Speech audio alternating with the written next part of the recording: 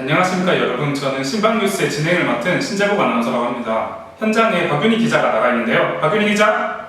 네, 안녕하십니까. 저는 신방TV 기자 박윤희입니다. 뉴스 진행하도록 하겠습니다. 2018년 10월 8일 뉴스원 기사를 읽어봤는데요.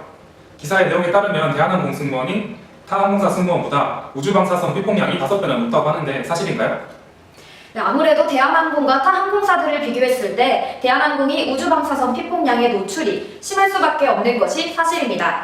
하지만 이 기사를 읽어보시면 에어부산과의 비교를 굉장히 많이 다뤘는데요. 과연 에어부산과 대한항공을 비교한 기사가 적절한 비교 대상이었는지가 의문입니다. 우선 피폭 성량에 영향을 미치는 중요한 요소 중 하나는 비행 거리인데요. 에어부산 같은 경우는 주로 국내선과 국제선은 일본, 중국 같은 동남아를 운행하고 있습니다. 반면에 대한항공 같은 경우는 유럽, 미국, 대양주 같은 비교적 거리가 먼 취향지를 운항하고 있습니다. 두 번째로는 국제항공 노선입니다. 에어부산은 14개, 대한항공은 147개의 항공 국제 노선을 보유하고 있습니다.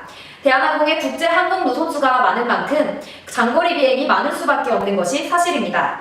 이렇기 때문에 대한항공 승무원과 에어부산 승무원의 방사능 노출량이 크게 차이가 나고 다를 수밖에 없는 것이 사실입니다. 하나의 기사를 낼 경우에는 애초부터 취향 노선과 어떤 항공 운항을 노선하는지를 배제하고 대한항공과 에어부산을 비교하는 이 기사는 정확한 팩트체크가 아니라는 것입니다. 네, 잘 들었습니다. 박윤희 기자. 그러고 보니 이 기사가 부산 경남에서 나온 기사인데요. 기사를 쭉 읽어봤을 때 에어부산을 옹호하는 듯한 느낌을 받았는데 박윤희 기자는 어떻게 생각하시나요? 네, 에어부산이 부산권 항공을 대표하는 지역인 만큼 지역 기사에서 한쪽으로 옹호하는 기사가 날 수밖에 없습니다. 그렇기 때문에 지금처럼 이렇게 편파적인 기사가 날 수밖에 없었는데요. 이 기사에 반박하는 대한항공의 반박 기사가 날 만큼 큰 이슈가 된 적도 있습니다. 따라서 지나친 지역사랑 언론 기사는 그 정보를 읽어보시는 국민들에게 혼란과 또 잘못된 정보를 심어줄 수밖에 없다는 것이 신방팀의 결론입니다. 예, 마지막으로 질문 하나만 하겠습니다. 저희가 만든 뉴스가 세상을 바꿀 수 있다고 생각하십니까? 네, 저는 적절한 비교 대상과 정확한 정보가 담긴 뉴스가 세상을 바꿀 수 있는 힘이 있고 또 원동력이 될 수 있다고 생각합니다. 앵커님이 뉴스로 바꾸고 싶은 세상은 어떤 세상이십니까?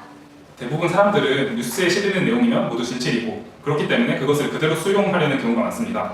하지만 지금의 뉴스는 이해관계, 정치적인 관계 등에 의해서 꾸며지기도 하는데요. 저는 객관적인 뉴스를 통해 시청자들이 뉴스를 믿고 보는 세상을 만들고 싶습니다.